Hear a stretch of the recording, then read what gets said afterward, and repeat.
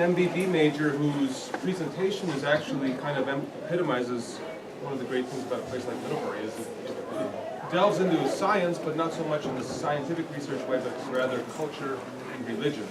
So this presentation, Intriguing War Between Science and Christianity, will be our first for this session. Thank you. So thanks everybody for coming. The light show to introduce me was nice. My talk is The Intriguing War Between Science and Christianity.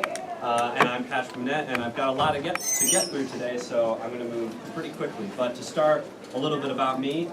I'm a senior molecular biochem major with minors in religion and global health. Fun fact, I also like mounds. That's not relevant to the talk. I just like to point out that I like mounds. But importantly, what I wanted to learn about this project that I did out of the fall was I wanted to learn about some of the connections between the things I was learning about here at the college. Specifically, my science major and my religion minor. So this was a fall independent study I did out of the religion department. And part of my interest in this was because in my head I came in with this image that lined up with some language like this. And these are two of the more popular books that have been read over time. So you see history of the conflict, history of the warfare, very violent rhetoric. So I wanted to learn more to see if this truly held over time or if there was more of a gray area or perhaps more positive language than we were being led to believe. So I came to this project with some broad questions, and I think all of us could have these questions in mind throughout the talk, or just in future study in general. So why do people look to join Christianity or religions in general? Why do we choose careers in science versus more religious pursuits? How can each side improve the livelihoods of its constituents, whatever you want to take that to mean? And what could each side be doing better? Doing towards what ends? Again, very broad questions, but I wanted to keep these in mind as I was doing some of the research for this project. Now, the next thing I'm going to show is a figure that's going to mean a lot of different things to a lot of different people, depending on your views. But this is a graph that shows, in the top you'll see, over time it's all held pretty consistent. But in 2014, 42% of Americans believe that God created humans in their present form, while only 19% reported that humans evolved and God had no part in the process. You'll see there's also a little middle bar where God had some guiding influence. And this is held consistent over 30 plus years, and I'm sure if you went back you might see something of a similar trend, but this is what I found for there. And also, if you look at other polling results, you see similarities in just the influence of religion on American culture. I thought it was important to recognize what Christians were taking their biblical text to mean and how they're interpreting that. But also, interestingly, 75% of Americans, according to this poll, believe that religion is losing influence in America. But at the same time, 75% view that if we were more religious, it would be more beneficial to society. So that's just some current events to keep in mind, and clearly that religion still has importance in American culture, whether or not it's losing influence. So now I'm going to go way back to the early philosophers. So I'm going to be going pretty quick, so I'm going to be making some statements that if you're a philosopher, don't harm me for. But anyway, I want to talk about three early philosophers because I think these provide kind of a foundational basis for both religious writers and scientists. So, Plato and Socrates, the idea of Plato was that human existence was a struggle to embrace the good with a capital G. And how can we do that? By acquiring knowledge. The more knowledge we acquire, the more of a reflection of the good we may find, and ultimately fulfill human desire and purpose by acquiring this knowledge and learning more about the good. Socrates believed the ability to learn existed in the soul, and that philosophy was an activity and not just a set of beliefs. And Aristotle is known as the father of science. He had appreciation for biology. Also, Plato did believe in a supernatural creator who brought about order to the universe. So we see already how their writings could be taken by both communities. Zipping ahead a few more centuries, we're going to look at some early Christians. Justin Martyr and Origen both saw the value in philosophy. Justin Martyr was a Syrian philosopher who converted to Christianity, and he actually believed that the Old Testament informed philosophy, making Christianity, in fact, the oldest, truest, most divine of the philosophies. Origen believed that the purpose of the soul was to learn more about God. So we see just the importance of accruing knowledge key to both fields. Tertullian, on the other hand, was a bit more skeptical. He didn't like the connection between Christianity and philosophy. He thought Christians were being led astray by these crazy philosophers, and that truth, or finding truth, could only actually occur by revelation.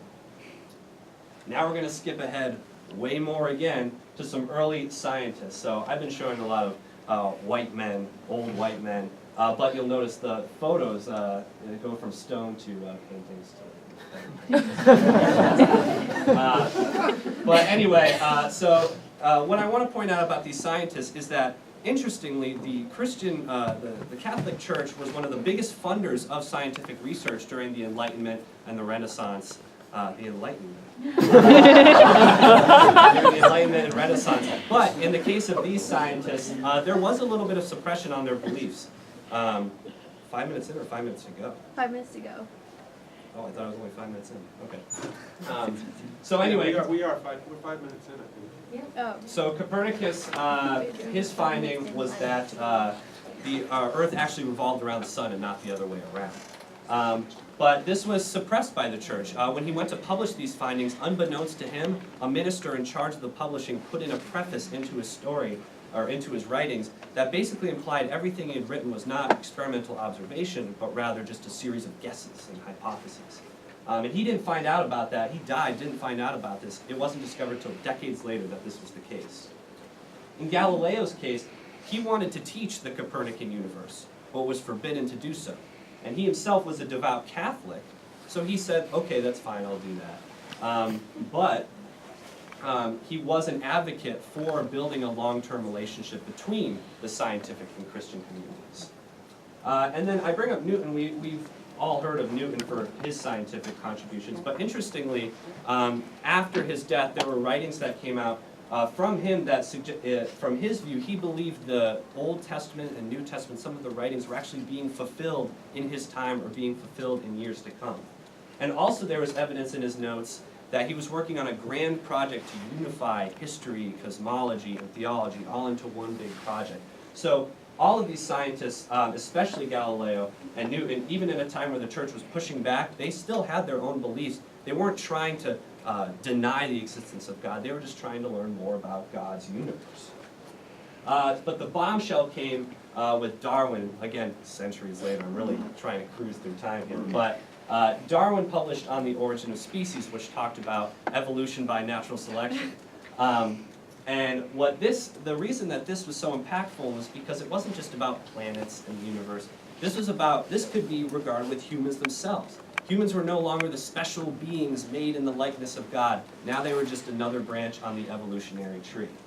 Now, of course, there was backlash from this. So scientists like William Thomson came up with some experiments to try to prove the Earth could not have been old enough for all of the slow changes over time to have occurred to allow this to happen. Alfred Wallace, who actually co-published with Darwin on an earlier paper, said, evolution may have happened, but there's no way the human mind could be the way it was without some sort of divine intervention. So scientists had to the Darwin crowd had to justify evolution because there was scrutiny from both the scientific and religious communities. So Gregor Mendel came along. His work actually was rediscovered years later. He came up with these Punnett squares that we all learned about in bio class. Just the idea of the heritability of dominant and recessive genes, and combined with Darwin's work, informed this idea of what we now know as evolutionary biology. But at the same time, you had things like survival of the fittest come around, terms like that were coined that led to social Darwinism, which is much more problematic than I feel like getting to in this talk. But then there's also the intelligent design crowd, which talked about maybe there is some sort of compromise where it in fact was God's plan to have evolution carry through. So one of the arguments was, how could something like blood clotting have formed through evolution? A very complex process, multiple factors along the way. How could this have arisen simply by chance? So now in maybe the 20th century, early 20th century, there was a lot for both communities to grapple with. The scientific method had been going on for centuries at this point, developed a lot of new advances, but when it came to psychology and the human mind, both communities were coming at this from kind of different angles, but there was this kind of middle ground when it came to the unconscious, for example. Sigmund Freud found that the unconscious was a harsh and savage place. But Christians believe that the unconscious was where the soul resided.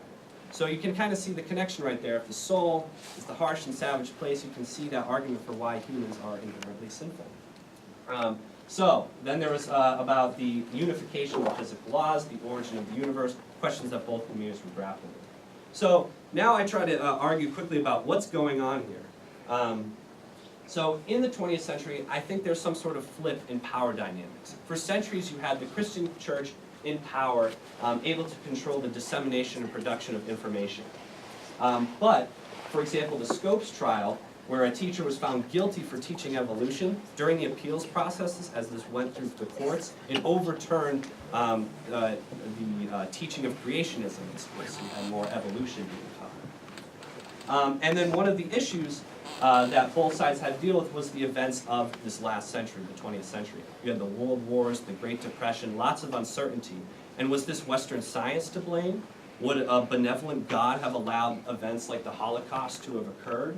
And then from the Christian angle, they could argue, well, since we have cases like now we can't teach creationism, we have to teach this more secular scientific approach, now we have all these bad things happening. What if we were educating Christian citizens? Wouldn't this be better? And you saw from that poll that even today, if we maybe had more religious citizens, that it could lead to a better society. So, some conclusions, and I've really had to go through a lot in this talk, but I believe there is a lot of shared language, especially when you go back to philosophy, between the two communities and how they approach their work. There's some disagreement, but again, there's this area where there is some cooperation. And then there's some statements from the Vatican in the 20th century from various popes that do show there is some progress towards sides understanding each other and advocating for a stronger relationship between the two communities. At the same time, though, as John Hedley Brooke, an author, so eloquently writes, when human beings are involved, so are human agendas and interests. So it's not necessarily about the fields entirely. It can be about just individual people vying for power. So future work, I'd like to focus in on any really specific areas, particularly the Darwin area for me, but there's so much really to study in this field, so I took a very broad look. So with that, I'd like to acknowledge my advisor, Professor Shafer, the Middlebury College Special Collections staff for letting me view their works, and of course, all of you for attending. So I'll take some questions.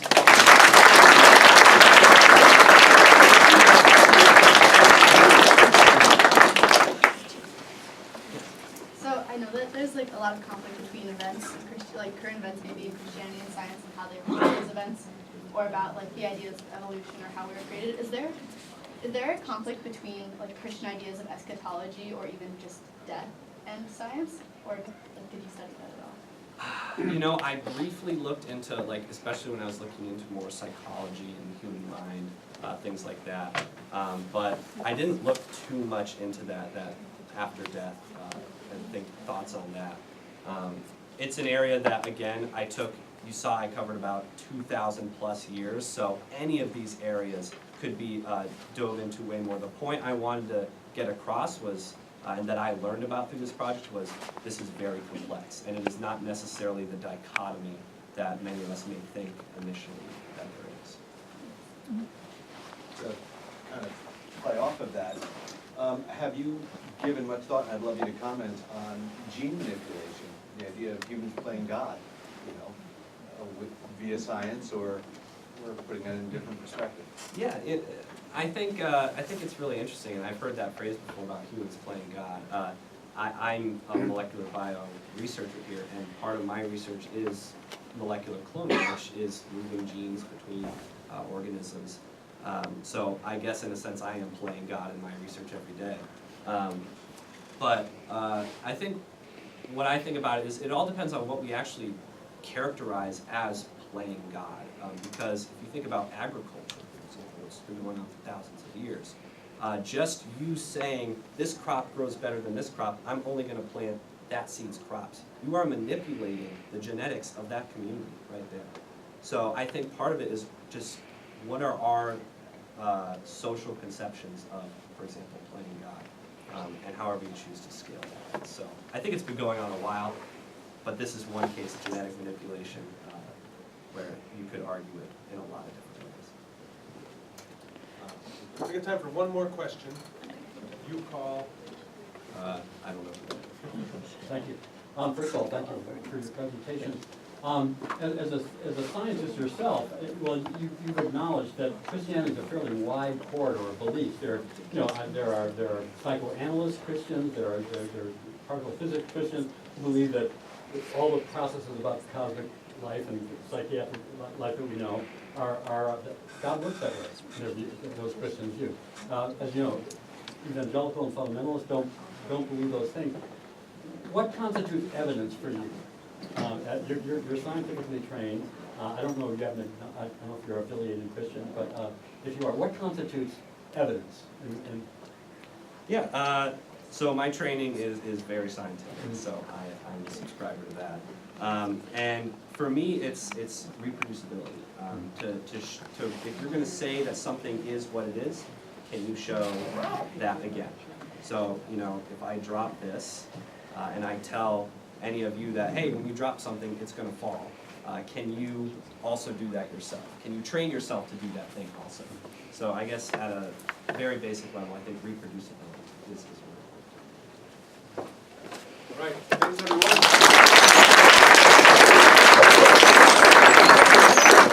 Stick around if you're interested in science.